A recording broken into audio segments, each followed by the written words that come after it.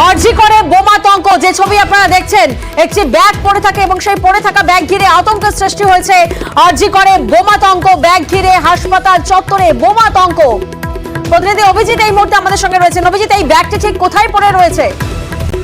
প্রিয়াঙ্কা, আরজিকর হাসপাতালের যে জরুরি বিভাগের যে মূল প্রবেশদ্বার, সেই প্রবেশদ্বার দিয়ে ঢুকেই আরজিকর হাসপাতালের আন্দোলনকারীদের যে ধর্ণা মঞ্চ গত 10ই আগস্ট থেকে 9ই আগস্টের এই আরজিকর হাসপাতালের ঘটনার পর 10ই আগস্টে এই ধর্ণা মঞ্চ করা হয়েছিল। সেই ধর্ণা মঞ্চ গত পরশুদিন থেকে একদম ফাঁকা শুনশান রয়েছে, কারণ আরজিকরের আন্দোলনকারীরা সবাই স্বাস্থ্য ভবনে সেখানে বিক্ষোভ করছে স্বাস্থ্য ভবনের সামনে, ফলে ধর্ণা মঞ্চ একদমই প্রায় ফাঁকা।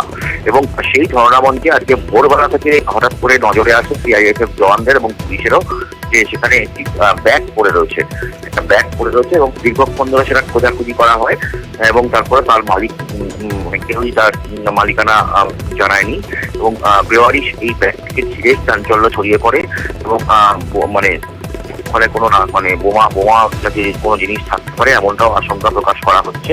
ফলে ওই এলাকাটিকে কর্ডন করে সিআইএসএফ জওয়ানরা এবং পুলিশ কর্মীরা ঘিরে রেখে দিয়েছে এবং বোম ডিসপোজাল স্কোয়াড তাদেরকে খবর দেওয়া হয়েছে।